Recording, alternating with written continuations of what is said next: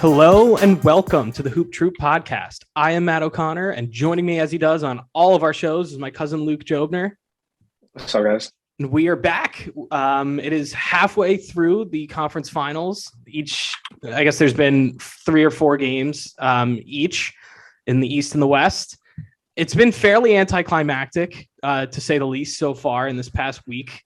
But it's still good basketball. I still love the intensity. It's always loud in these stadiums. The games are still fun to watch, even though they've been questionable at best, especially in the Eastern Conference. So, Luke, where do you want to start? Do you want to start with the one that's notched up 2-2, or do you want to start the 3-0 Western Conference one? No, let's start Miami-Boston. I feel like there's more to talk about with Dallas-Golden State. Okay, fine. I'm totally cool with that. So, I feel like the main takeaway is, like, it's been blowouts. The series is tied, but it's just been blowouts either way.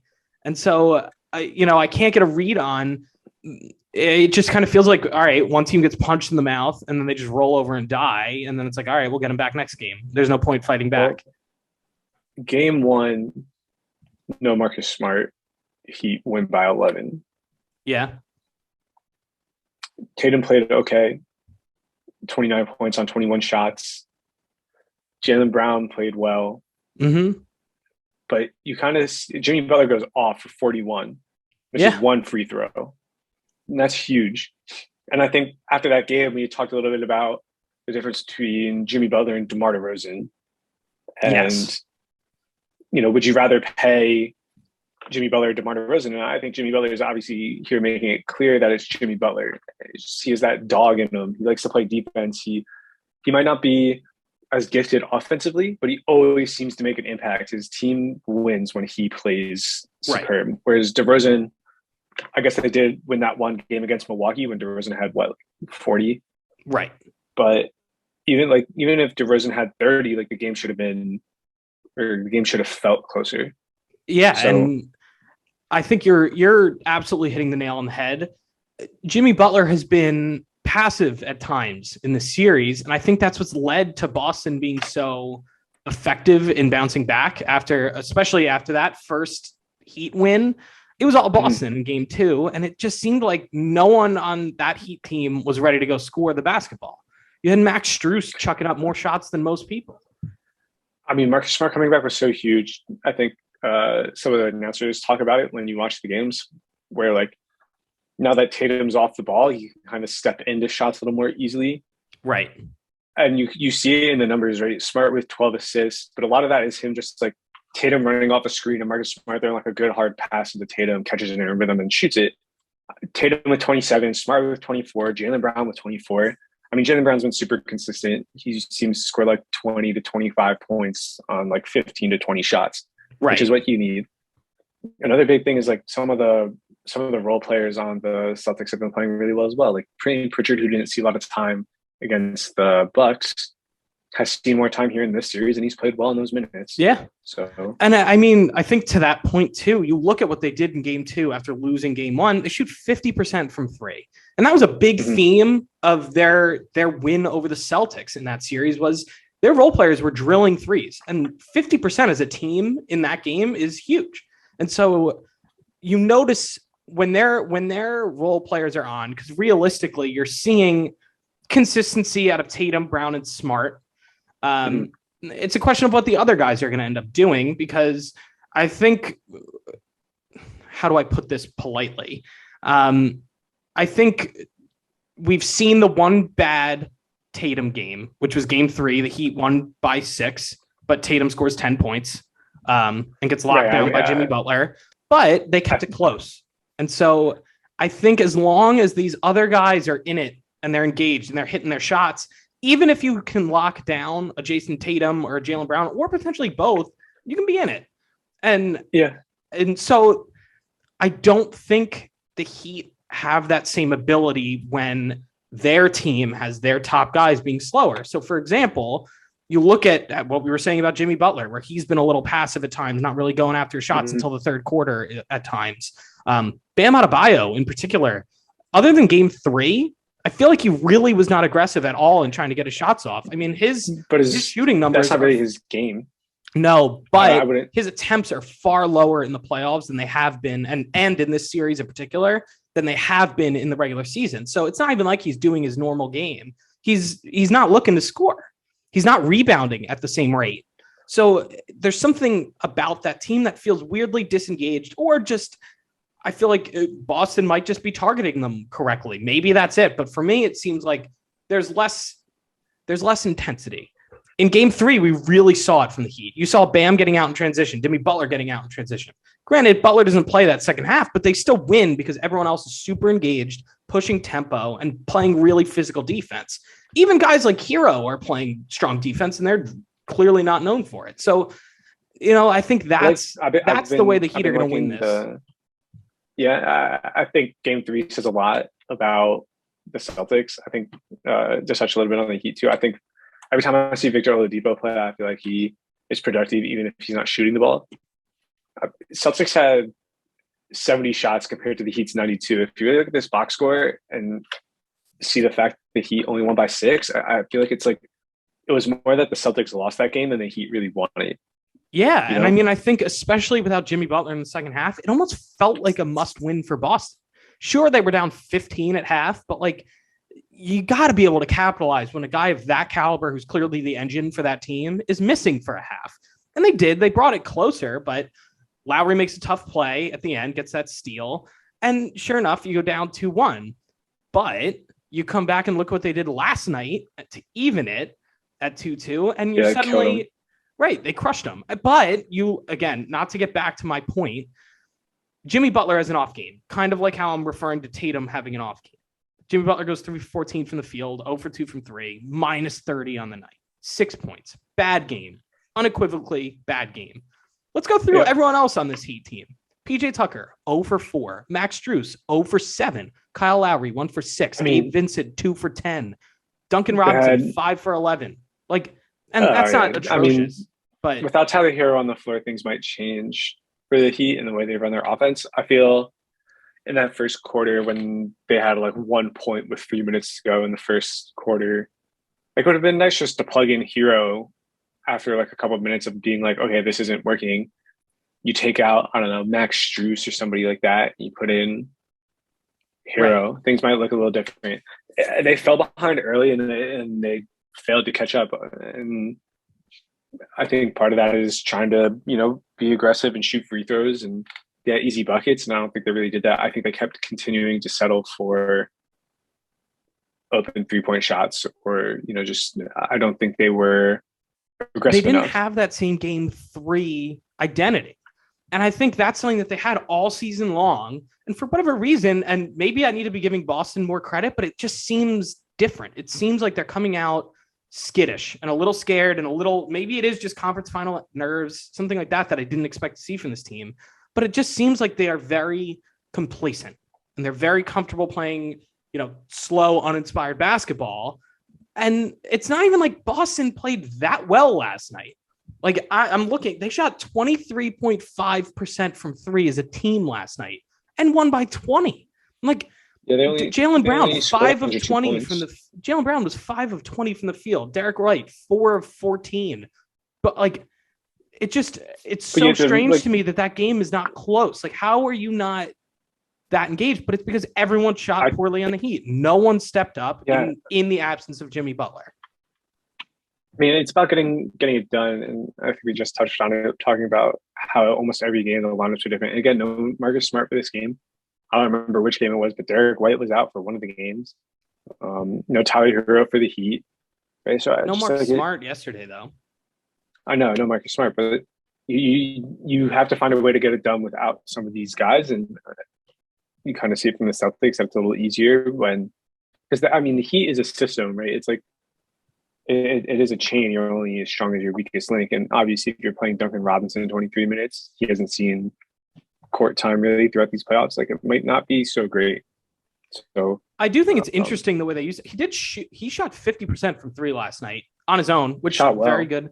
Here's the thing, though. It's very interesting when they bring him in because obviously after having not played in the other series because people tackle him, he forces the Heat essentially to do what they're doing, and that is play a zone defense when he's on the floor. you rarely see zones in the NBA, and particularly not against good 3-point shooting teams like the Celtics. So I think it's a little fascinating that the Heat are that driven to get him on the court for his shooting. Something, I think because there's no Tyler Hero. Who do you replace Tyler Hero with? I don't know. I just think I will say Oladipo has been playing very well this series. So I would have liked to see them put the ball in his hands a little more. Yeah.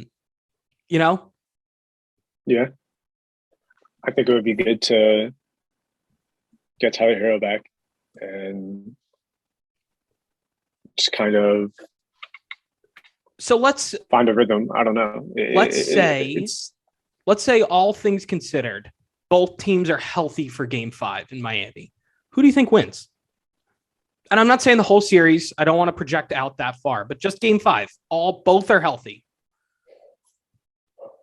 I think it's the Heat. So far, what I've learned from the series that whoever lost the game before probably going to win the next game. They've all shown that they're like, oh, whatever, we're getting our butts kicked, so let's just move on to the next one. I think the Heat are going to come out a little fiercer. They're going to make some adjustments. They're going to be healthy, and they're going to come out and win. It's not a series until someone takes one on the road. The problem is that it's just gone back and forth. So they've both done it. Right. So, you kind of expect the Celtics to come out and play well. You would like to see the Celtics really compete for this game 5 win, and I hope that they do. I hope it's a good game. We also haven't seen the nuclear Tatum game yet, and maybe that's just because PJ Tucker is a great defender on him. And you look at just the head-to-head stats in this series of how Tucker's defended him, and Tatum's definitely struggling with it. But don't you figure we're going to get at least one where he goes? You got to get one, and it could be this game 5. I think it's going to be really tough because Miami's going to be back home. I'm sure whatever Tyler Hero was going through, I'm sure he'll be back in some type of role. Yeah, you kind of expect Miami to win, but you'd really love to see this. If you wanted the Celtics to move on, you really would love to see them come out and fight for a win. Yeah, I think it's going to be scrappy. I think it's going to be very defensive oriented because I think especially for the Celtics, after having gone down 3-2 against the Bucks, I think they are very, very afraid of letting that happen again because it is hard to go beat a team twice. It is very hard in the playoffs to win back-to-back games, especially this deep in the playoffs. So in these high intensity games towards the end of a series, this one's pretty pivotal. So I think it's going to be very scrappy. It's like one of those games where no one scores 100 and both teams just really dig in. I think that bodes well for the Celtics too. I think the Celtics win. I think it's easier for the Celtics to win if they play good defense, and I just think that's how you win playoff games. Right? You gotta show the ability to defend, and you have to show the ability to shoot. I think everything else after that is just kind of like both teams are good teams, and they're gonna get to the free throw line. They're gonna get to the rim. Yeah. So if the Celtics come out and play defense and shoot the ball well, it'll be a Celtics win. I think it bodes well for them. Yeah, definitely. I think it's hard to do that when you're going back to Miami to play a tough Miami team. There's going to be a lot of energy in the building. Home court is definitely a huge factor here. Yeah, I think it definitely makes a difference. I don't think Miami is a huge basketball market, but I feel no. But any team playing at home, in a playoff game, it's big. So let me ask you this: 3 games to go, potentially, but I'm guessing this thing goes 7. Who do you got? I want to say Boston. I want it to be Boston so bad. I just don't want the Heat to be in a finals against the Golden State Warriors. I disagree. I think it's Miami. I think it's going to be the Heat. Ooh, look at this. We're getting a surprise guest. Mike O'Connor back in here, joining a little late, but better than ever. Here we go. Let me admit him. There he is. Hey. Welcome. I know. How are we doing? We are we're deep in the Eastern Conference Finals right now. The rare midday app, the workday app. Screw it. My job doesn't listen. But I'm here. So what have I help me up to like spark notes to where we are so that we just got through the Eastern Conference Finals. So with 3 games to go, who do you like? Who do you think wins? Series is tied. Celtics. Why? Because we have our reasons. So I wonder if you just give your spiel on why you think they're going to win. We'll see if it lines up with what we were talking about. I think the Celtics and it happened with the Bucks, and it probably happened with the Nets before that. These teams are taking a bet, and it's like, we're going to let the Celtics shoot a ton, and we're going to bargain that they miss. And when they've only lost 2 quarters, right? But the 2 to the Heat is what I'm using. But when they've lost those quarters, they miss absolutely everything. But when they win, they pretty much demolish teams and beat them in sizable margins quarter by quarter because they've made all their shots. And I think out of 3 games, at least 2 of them, they're going to hit all their shots. You want a fun little stat, too, as to why the Celtics are destined to win this, given that the Warriors are probably making the finals? You ready for this? Sure. Is it every NBA Finals, and you can look this up, it is true, every NBA Finals has featured at least one player who has played for the Knicks at some point in their career. Warriors do not have one. The Celtics have Luke Cornett. So make of that what you will. But I like that. Yeah, so it seems like the Celtics are destined to make it, unless, of course, Frank Ntilikina and the Mavs can come back. And so I like those odds, so that's going to help. I think the Celtics probably pound for pound. Jason Tatum's the best guy on the court too. Yeah, I'm sure you guys have touched on him disappearing in Game 3. I did because I can't let that go. But he does that every series. There's one game every series where he has like 10 points on 15 shots. It's one game. You got to win 4. As long as it's not in an elimination game that Jason Tatum disappears, it doesn't matter. We're gonna see though. Does he disappear in these last 3? 2 or 3, I guess. I keep jumping that it's going 7, but you guys think it goes 7? I think it definitely goes 7. I'd be shocked if it doesn't. If the Celtics can win Game 5, it'll be 6. They go back to Boston. Celtics are feeling good. A huge crowd in Boston. It's going crazy in the Garden. Tatum starts hitting shots. It's over. I could see it. I could see it happening. I could see that happening. That they gut punch them in Miami and then just win. Except the Heat have also won in Boston. They won the first game in Boston. So no matter what happens in Game 5, Boston will win Game 6. I disagree. I think for the same reason you think the Celtics back against the wall will win Game 6.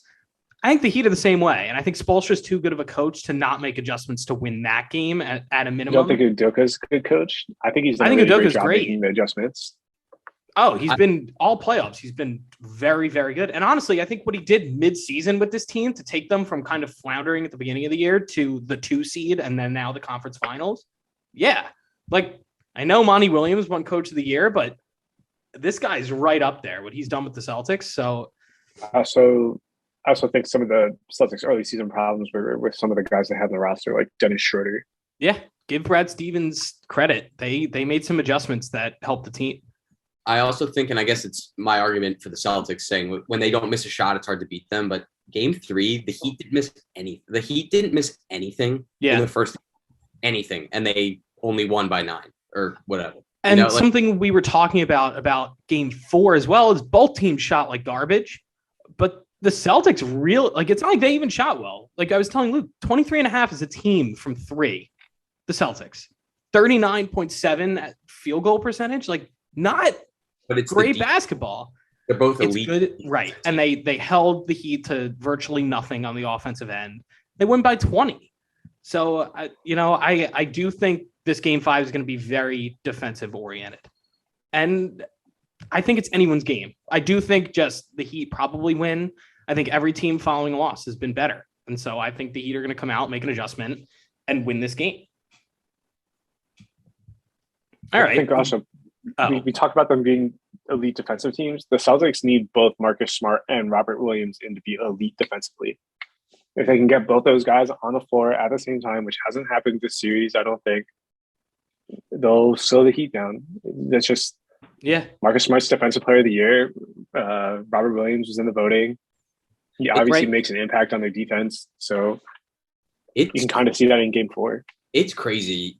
the impact I saw in watching Robert Williams last night. Like his presence is so felt. I never really understood that, especially in the NBA where like bigs like that are never the focus. Well, especially too, the Heat are so good at attacking the rim that with Time Lord just waiting around like in the dunker spot kind of, you can't. There's such a threat at the rim of getting your shot blocked that you can't go just attack the rim every play. And so it's forcing the Heat to play a little unlike themselves, which is why they need to adjust. And I think they will. I obviously think there are some changes they can make. A lot falls on Bam like it did in game 3. I think he has to be way more of a factor. And I don't know, maybe get Time Lord in some foul trouble. He has been known to draw a few fouls early.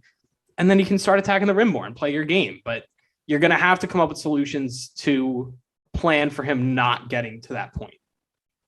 Game 2, Robert Williams and Marcus Smart both played. Celtics won by 25. Marcus Smart was a plus 31. Grant Williams also played really, really well. Not just Robert Williams, but Grant Williams plus 37. Peyton Pritchard plus 39. So I have one last question on the Eastern Conference final. Yeah. Why have there been every game's been a massacre? Why is that happening? We were trying to figure it out too. It's just, it feels like one team makes an adjustment after a loss. And it's in the first quarter. Yeah, it's always early, and then the other team tries to claw back, and sometimes they make it a little closer. I think the closest games have been 6 and 11, but the 6-pointer is when Jimmy Butler doesn't play the second half. So there have been signs of like a competitive series, but at the same time, like everything is felt out of reach early. So I imagine that shifts in game 5. I think it's now going to be close the rest of the way. How can it not? Something obviously has to change between these teams. You just playing in a long series, you get to know each other so well, and you know each other's tendencies. You know what everyone's trying to do. It has to even out at some point. It just has to. It can't continue to be blowouts. It's not like there's that many surprises left that everyone can whip out of their bag. Like there's no way. There's no more coaching adjustments can you make?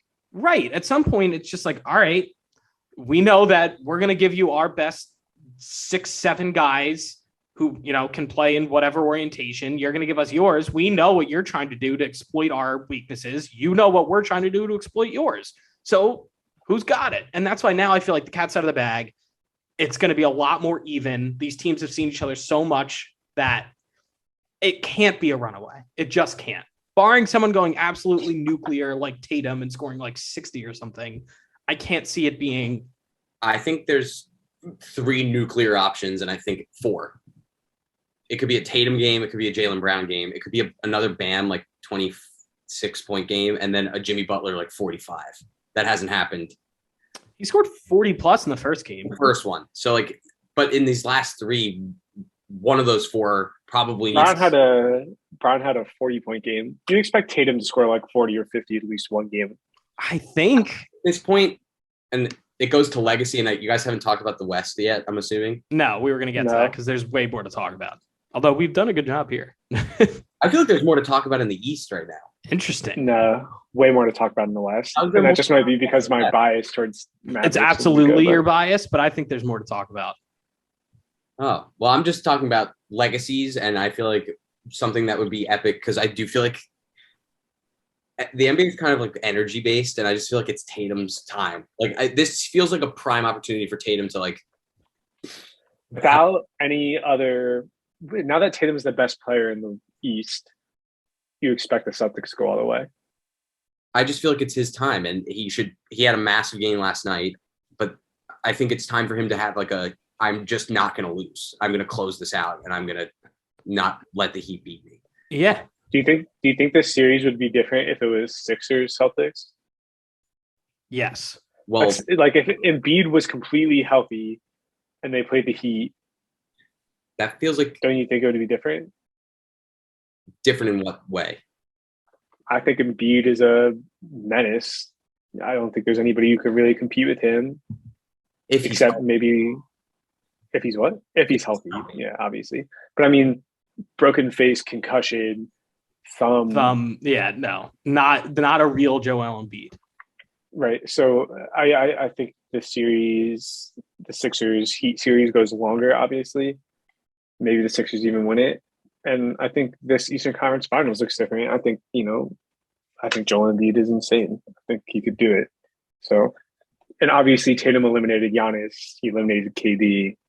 So yeah, I just think he has an opportunity to put himself in a different conversation. The way that I was saying in our text chat, that I think Steph has an opportunity to put himself in a new conversation if things go his way. But I'm assuming I did not realize there was so much to talk about in the West. Well, so let's switch to the West. Let's get into that. I think there's much to talk about. Let's start here with Curry. All right. Potentially being top 10. I think you could make the case for him right now. He's the greatest shooter of all time. No one's going to question me on that. He's 3 rings. Obviously, 2 of them are when they were like the best team ever. Yeah, but still rings. Still got rings. No finals MVPs. He's won no finals MVPs, but he's won the 2 MVP twice. 2 MVPs. And one time was unanimous, which I would say, let's say it's debatable. It's debatable. What do you mean? I put an unanimous MVP in the conversation as like having 2. But here's the thing, like how many times you're going to tell me that Michael Jordan he should have won a unanimous MVP at some point. Steph's the only person to win unanimous MVP. Stop it. Come on. Stop it. There's no way he's the only person to ever win a unanimous MVP. LeBron had a year where he missed like 1 vote. Yes. But again, like, what are we doing? Like, you're going to tell me that in these years that there have been clear, no doubter MVPs. Like, I just think it's crazy that that's a differentiator just because the media is like, oh, we love Steph Curry, unanimous. Steph's got 2 scoring titles. He's not a bad defensive player. He's never been an all defensive team, but yeah. I also think, I think this year's so consequential because I think the West only gets better from here. Definitely. And it's also a special one for Steph because I just feel like his Robin is definitely below prime. Like Clay's at this point, it's like Wiggins. It really is like Wiggins or whoever shows up. It could be Poole, it could be Wiggins, like Kevon Looney sometimes, I guess. Yeah. But it is a weird one where Steph is kind of pulling this one on his back, and he does have special help. I mean, you have Draymond playmaking, I guess, but it would be a special. I feel like this would be the most important one. Game 2, Kevon Looney had 21 points, 12 rebounds on 14 shots. Nice. But like, I mean, that's pretty big. He has decent support, but I just that Warriors team is balanced, and like they have a great system. I mean, it's the same system we've seen for years, but it's the worst one that Steph's had to bring this far, which is really interesting. Yeah, I mean, I don't know. You can make the case the Barnes team that did win 73 games. Like Clay was much better than Draymond was definitely better than, but like the supporting cast, you can make the case that this one they won 73 games. They were better. Like they won more games, but I'm just saying like the supporting cast itself, like there wasn't another 16. Like you didn't have guys like Poole who could go out there and score 30 points. Like I still think you could absolutely get that out of Clay any given night. I think there's no question Game 6 Clay could show up and just go nuclear. Like I think they at the top they still have that same identity. I think they're actually just so well rounded everywhere else now. Like even just I'm trying to think of good examples. Like Bielitsa's not bad. Otto Porter you can throw in a pinch, and like you just have so many combinations now that you can run out there. The 15-16 Warriors that won 73 games was much more top heavy than this team now. Yes, that's kind of how you have to. That's what I was trying to say. Good players, right? Like Curry in 2015-16 was like unreal. Mm-hmm. Every night was an event. Klay Thompson obviously was Klay Thompson. Draymond Green averaged 14 points a game. I'm sure that's like some of the best he did in his entire career. Mm. You know, Harrison Barnes isn't bad. It's not like he was a bad option. They had Maurice Spates. Andre Iguodala was obviously in his prime or coming out of it. Yeah. He was much closer to, being a real player. Festus Ezeli, who's not terrible. They had guys like Barbosa, who was a great shooter. Played big minutes. Played on those Nash teams. Sean Livingston, I think we can all agree that Sean Livingston is a mid-range legend. Yeah. Right, maybe I'm wrong. Maybe I'm I just am blocked out. It's been 5 years, but it wasn't a bad team, but it wasn't a good team. They had Brandon Rush, who shot 41% from three. He started 25 games. Like Andrew Bogut, who is who, first overall pick. I'm pretty So sure. let's get back then to what this one means for Steph's legacy. Now that we're rehashing what he did without Durant, what is different about this one? This one, it's obviously more focused on the team. I think Andrew Wiggins, Jordan, the supporting cast that he has is better, but you need that. You kind of see it with LeBron. I think if a 26-year-old LeBron was on this Lakers team this year, they'd be in the playoffs. They'd be winning playoff games. They might even be in the Western Conference Finals, right? Yeah. And that's just because LeBron he did it 26 was he did it with the 07 Cavs. Yeah. Yeah. He was even younger all the way to the finals. Right. So I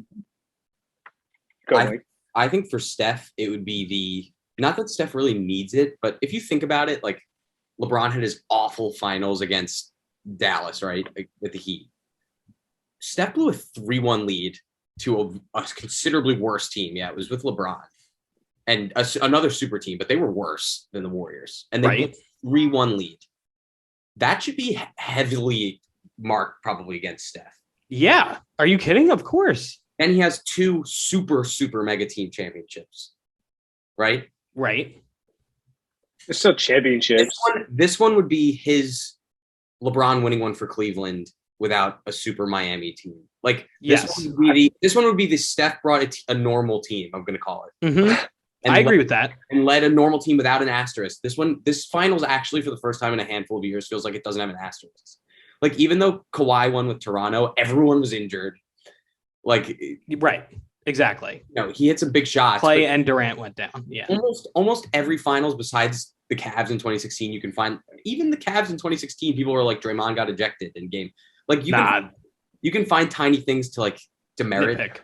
But this is the first one in a while where I'd be like, wow, any of these 4, if they got there, kind of earned it. Really, really. Yeah, but Gary Payton broke his arm. So if the Warriors lose, asterisks on the Eastern Conference champion. But this one feels purely like Steph. This is going to be Steph's masterclass if he could do it and bring it. He's definitely 4 rings. Yeah. 2 MVPs, probably a finals MVP if he were to go on and win this one. I'm imagining. I can't picture anyone else on that team winning finals MVP. All-star starter Andrew Wiggins will win finals MVP. You're right. Did you see that? Let's talk about that dunk at least while we're on Wiggins. I'll give him. My God. Luka tried to play it off. Luka got dunked on, and as he realized he was getting dunked on, he was like, "Oh!" I know. They called it offensive. They overturned it because it clearly was not a foul, but it was a good acting job by Luka. So, it sounds like we're all in agreement. Like, Steph's going to get to the final, but what is so interesting in the West then? Like, are you guys interested just in what this is for Luka? This is a great learning moment for Luka Doncic. Oh my God, Luka!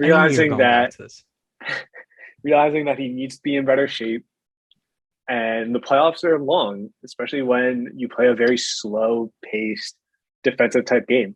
They won their first series in 6. They beat the Suns in 7. Here they are against the Warriors. The Warriors know exactly what they need to do in the playoffs. They know how to win playoff games. They know how to win playoff games. Luka Doncic and the Mavericks do not. I think this is a great time for Luka Doncic to get absolutely booty slapped by Steph Curry and the Golden State Warriors. And he needs to learn from this experience. The same way that when LeBron took that 07 Cavs team all the way to the finals and got swept by the Spurs, like, LeBron had to figure something out. And I think Luka needs to figure something out too. And I think that also might be, hey, Mavericks front office, come get me a second star, right? We need a second player. Or me, myself, Luka Doncic has to improve my game. In the perfect world, both of that will happen. Luka Doncic will come back in shape, will play a great 82-game season and make the playoffs and play well in the playoffs. Yeah. And he'll have a second star. We'll see what happens. So I do want to point out to Luka's had a great series. He's put up good numbers in every game. It's the supporting cast has been absolute garbage. Literally, like, truly the things that they were doing and excelling at in those first 2 rounds, no one is doing. Literally none of them have looked good. I'll go through. Let's just take 3-pointers because let's face it, that's how a lot of their offense has been. Luka penetrating and they kick, move the ball, 3-pointer. It's been a lot of their offense. Game 1, 22.9% from 3 as a team. Let's go to game 2. Check this puppy out. 100%. Obviously, when Maxi Kleber is shooting 65% against the Utah Jazz, it'll be easy to win. But especially when Luka misses the first 2 games. But isn't that funny? You just mentioned, so they were 22.9% or something from 3. The Celtics were 23.9% or whatever you said, and they still found a way to win. Like that's and this supports Matthews saying they're supporting cast. Like the Mavericks aren't good. I am shocked that they got to the West Finals. But that's because they had in the first round when Luka's out, you have Jalen Brunson going off. Where has that been? That hasn't happened. Which is why I think Spencer Dinwiddie's been good some of these games. If Dinwiddie's Jalen Brunson been doesn't show up, Dinwiddie had 17 in the first game on 11 shots. It's not terrible. I think game 2 was the closest thing we saw to the Mavericks looking like themselves. Dinwiddie played poorly, but Brunson had 31. Yeah. One of them has to step up. And Bullock played really well in game 2. I mean, I just don't understand. Like, what else could you really ask for Luka in that second game? 42, 8. How many assists? 5 and 8 rebounds. 5 and 8. 3 steals, a block. Like, he's doing everything for this team. And like, he can't get that much better other than just be a little more ripped. Like, I think that's shoot better. Step. But he needs to find a way where he doesn't need to score 40 points to win games. You also can't rely on Maxi Kleber to save you. You can't rely 100%. on Dwight Powell can't be like out there trying to be like your big center. Like you need a better team. You need a better team is what it boils 100%. down to. Their supporting cast is not nearly as good as either any of the 3 supporting casts of the teams left. Yeah. Let's face it. I would take everyone around the star of the team on the Warriors, the Heat, and the Celtics over this current Mavericks team. Every single one. I think those supporting casts are better. And it goes to show you how great Luka Doncic is, but it's the same type of thing with LeBron. LeBron carried a really weak Cavs team all the way to the finals. And then LeBron was like, I need a better team if I want to go. He went to a different team, got really great. But I think, look at like what Jokic does. Jokic carried the Nuggets a little bit farther than they should have gone just by being in shape. And like I think if Luka wants to stick it out here, he has to get in shape. And I think they at least steal 2 of these games if Luka's in prime shape and doesn't look heavy. Like he looks heavy. So I think there are times when he lacks focus. Even in game 3 with Reggie Bullock and Maxi Kleber combining 0 for 12 from 3, you think they're winning 2 games? They're not. They're just not. He's still putting up 40 plus 10 and 10 or whatever the hell he's doing. Like there's a defensive battle going on. They attack Luka, right? They try and get Luka to switch on to Jordan Poole or Curry or somebody like that, and they go at him. He can't keep up with those guys. Sure. And part of that is just being athletic. Like there were times when LeBron got switched on to Curry, and when LeBron was locked in and ready to play defense on Curry, it ended up being a positive for the Cavs. Even when Luka locks in against somebody like a Steph Curry or a Jordan Poole, he gets cooked. Andrew Wiggins has done a good job on him. Like there needs to be another level to Luka's game. And it starts defensively, and defensively starts with hustle, and it starts with being in shape. He's a great player. He just needs to figure out how to play 48 minutes of basketball on both ends. Michael, go. No, you go. I feel like you have more astute things. No, it wasn't. I just like Luke being more Luka-centric than the Mavericks team. Like it almost because the Mavericks roster will fill out over time. Yeah, I was going to say this roster is not next year's roster. Mark Cuban, I'm putting it on Mark Cuban, needs to, even though it's not, needs to do something similar to when you realize what you have, like the Bucks. You have Giannis, and you need to figure out, like, we don't need someone like Bradley. Everyone's like, yeah, Bradley Beal needs to be, that could be a good start. Luka needs the ball, right? Like, so you need to figure out what accents him and who the right Middleton is. Oh, yeah, but I think, but that's the thing. If you give him a Bradley Beal, he can take an offensive possession off. He is so ball dominant. His usage rate is through the roof. That if you put a guy like that on there, but it's no different than like LeBron with Wade in Miami. You're gonna tell me Wade suddenly? Yeah, right. Like you need that offensive star next to a great player. You do. Middleton's a great offensive player next to Giannis, and Giannis still gets his, and he's in the conversation for Defensive Player of the Year. Giannis is involved every possession on offense. The difference is because Giannis is like Shaq. Like, he can't be involved every time. He can't dribble the way Luka can. He can't pass. I mean, he can pass pretty well, but he can't pass the way Luka can, and he can't shoot like Luka. He's a big. So Luka can do it all and does it all every time. It's not like he ever. So it's hard to imagine what's the proportion. Like, Bradley Beal's coming to Dallas, and you're telling him, yeah, you're going to get 20% of like the ISOs. Like, how's that going to be? And also, do you really want that happening? I don't know. It's but like, what's the difference? It's the same thing with Porzingis. So then, no. It's Porzingis taking away shots. You just give them to Beal instead. I want Luka on the ball. So then you're looking at. I think Dallas needs to realize their timeline now is we have Luka for this 5 years before maybe he wants to go somewhere else. Let's call it 5 years. You have Ayton, who doesn't want to be in Suns anymore. I think Ayton would be a good match. Honestly, it's a cheap one, but Mitchell Robinson, if it really sounds like he's leaving, like, try to get a center, get a real last center. I feel like that's where you start. I feel like that's where you start because you can function with like Bertans if he's shooting well. I mean, you're seeing all the Gobert rumors. Yeah, Gobert. I mean, that's an interesting thing too. I think that's where you start because I think the shot creation, he's kind of like LeBron. Luka is in the way of block. Okay, you sucked ass for 2 games of the playoffs, but I can work with you. I can make this happen because I'm so good. Bertans. Even if you kept Kleba next to Finney-Smith. I like Kleba. I think in the regular season, Kleba looked really bad, and I made fun of him. He's looked good in these playoffs. They're kind of in cap hell, though. Like, they're not going to be able to bring back Brunson, and if they do, it really requires moving other contracts. Sign and trade Brunson. You can't let him walk for free. Yeah. I think the biggest mistake the Mavericks made was trading for Porzingis. But that was we're getting a second star. Right. They went backfired too far in too early. We have Luka. Let's see what he can do. Take our time, be patient. I think they tried bringing Porzingis in too quickly. I like the idea of a Porzingis, thinking about like what really works well next to Luka. I think like Karl-Anthony Towns, unselfish Karl-Anthony Towns would be really great next to Luka. But obviously Towns is like a diva a little bit. So, and I think you still want, if you're the Mavericks, you want tough D. You need tough defense. Sure. So I think you start with a big. You start with a big that's going to be able to be a lob threat, can take a mid-range like Ayton, honestly. And I don't know what price, and I am not a cap. You guys are more cap people. I'm more like, I look at what I'm.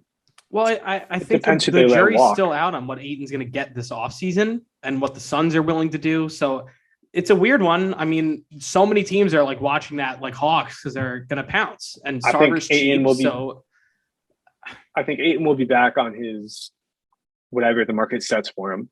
If the market says he's worth $20 million a year, he'll come back $20 million a year. If the market says he's worth 25, he'll come back for 25 a year. He's going to be on the Suns next year. But I don't know. He's not thrilled with that team, that organization, not the team itself. He's the Suns for 8 years. That's just how it works. And he'll leave after he's done with this. He'll Gordon Hayward it. Yeah, maybe. I mean, very possibly, but we'll see. That's just kind of like the process of these things, the process of the contracts. Utah didn't want to pay Gordon Hayward the max. He was like, fine, I'll go somewhere else. And then they were like, oh, Gordon Hayward's worth the max. And the Jazz were like, fine, we'll bring him back for the max. So that contract was up. Gordon Hayward walked. He went straight to the Celtics. There was no conversation with the Jazz. He was like, I'm gone.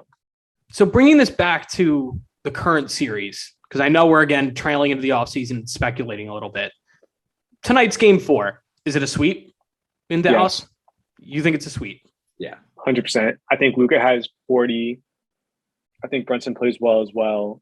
Maybe we see some Dinwiddie magic, but like when it really comes down to it, Golden State will find a way to win this game. I think at the end of the day, it's either tonight or the next game. Like, you might get a gentleman's sweep in there, but just one of those like Hail Mary where backs against the wall, we're not going out, and then suddenly, I think also they have home court. Something about them getting swept at home feels a little off to me.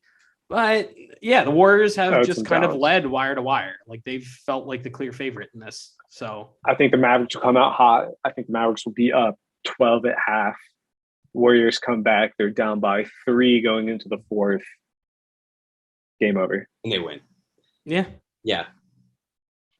All right. Well, so I guess Which is why I feel like the interesting things are like, wow, Steph's gonna get another crack at one, which I think is super interesting, and it's a different way I felt about the Warriors getting a crack at a championship. I've never rooted for them.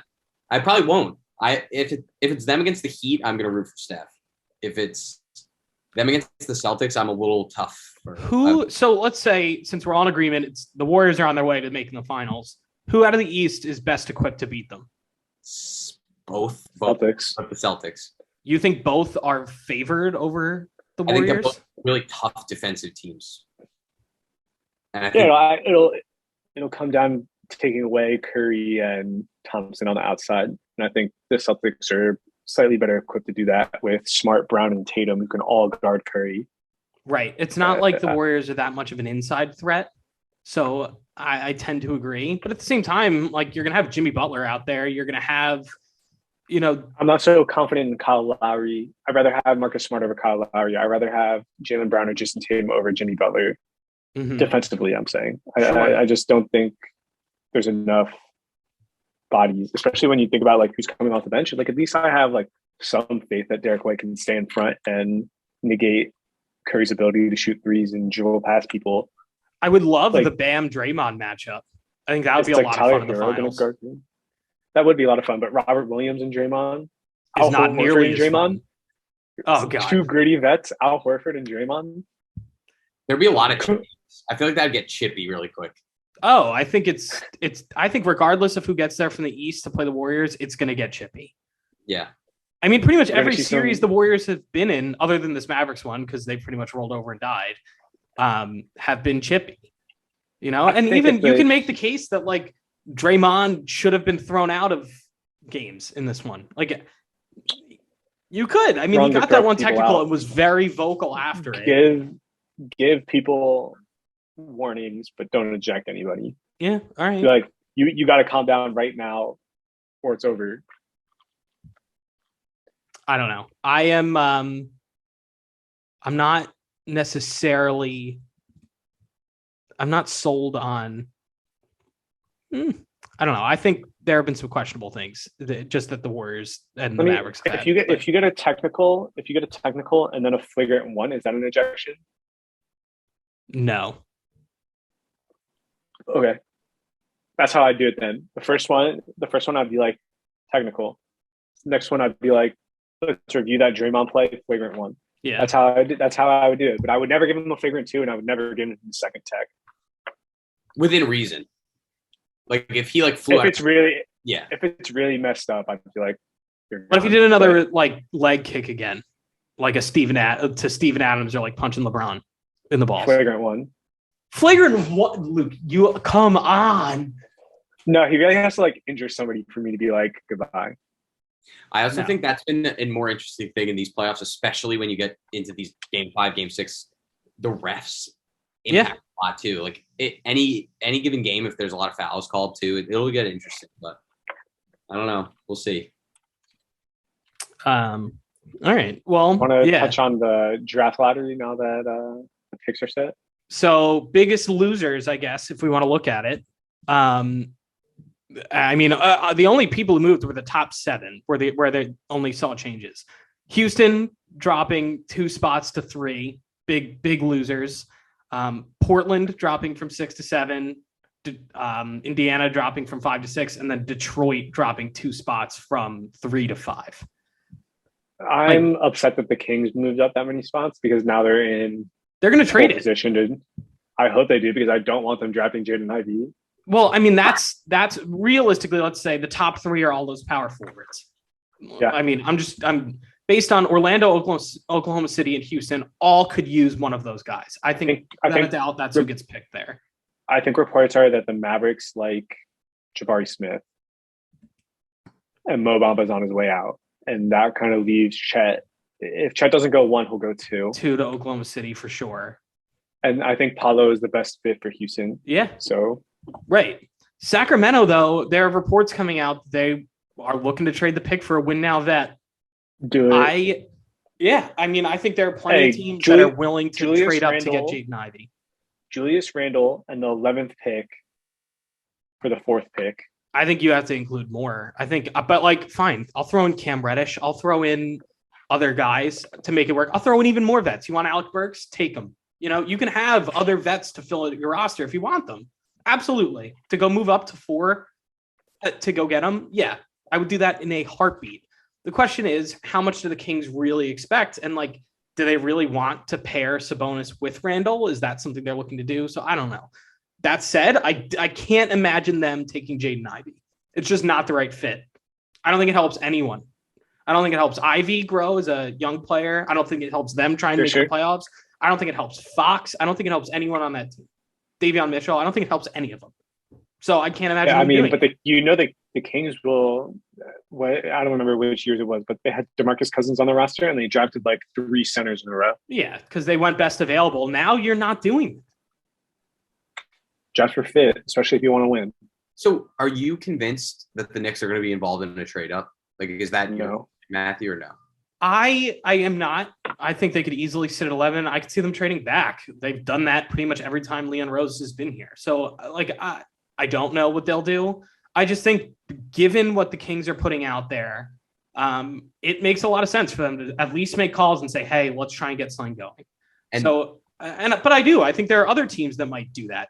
Don't you think Indiana would try and move up? Don't you think Detroit might? Detroit might stay one spot behind them, but I think Detroit wants to do anything. I feel like more of a sure shot than, I mean, the 4th pick is more interesting than the 7th pick, but I think Portland for sure is trading this pick. No, like, don't you think that's a maybe? Probably. Lillard, like, you need to do something. Yeah. Again, you're not hinging everything on your 7th pick in this draft. That's exactly it. I think the Knicks have exactly what a lot of these teams want, which are rotation players that can help you make the playoffs. And a good power forward. He's shown he has all NBA potential. He's probably not that guy, but he has the potential. It's a team-friendly contract. So, yes, there are intriguing things the Knicks have to offer, and there are teams in the lottery in that top range where you're going to get good talent who I could see looking to move. Sacramento, Portland. I can't imagine Detroit or Indiana doing it.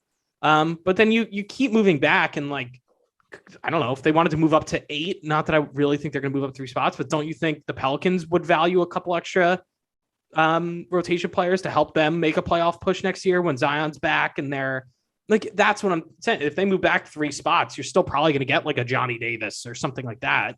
So maybe. Or you just see these teams all pick, and you just go and you take, whether it's best. I have such a hard time believing that these teams will just pick. Someone's going to get traded. I agree. I think after they get drafted. I think 4 and 7 are very much on the move based on this lottery. But we'll see. We'll see what comes out when the season ends. I mean, the combine is just happened and is ongoing. So I don't know. We'll see what comes out of this. It sounds like what's his name? That kid from G League Ignite. That guard, Dyson Daniels, is like shooting up everyone's boards. So that's one that I keep an eye on to see what teams want there. 6'8" point guard. Yeah. And apparently he's been like shooting the ball really well. Cunningham. Right. Shooting the ball really well at the combine. I don't know. Mathurin, I think, is interesting. I also I look at some of these teams like the Pelicans, for example. Like, don't you think they might want like an AJ Griffin, just a knockdown shooter? Good defender. Is AJ Griffin a knockdown shooter? Yeah, he shot. I don't remember him. Oh yeah, I think he shot really well on wide open threes on a small volume. But think about it. That's all he's going to be getting are wide open threes. With Dame on the court, his form either. Fine. Then Mathurin. Take Mathurin. He's shown improved shooting throughout the year. I mean, you could also, and again, it's dropping further back, but if you want to back up in the draft, say you want to trade out for a lesser pick, like Agbaji from Kansas is a knockdown shooter, you could get guys like that if you want to move back. That sure, they're not going to have that top level potential, but could contribute to a winning team. I don't know. I think you're going to see Sacramento and Portland move. I'd be shocked. I'm pretty big on Keegan Murray. I think he's going to pan out like a Cam Johnson. I'd definitely take him with like a mid lottery pick.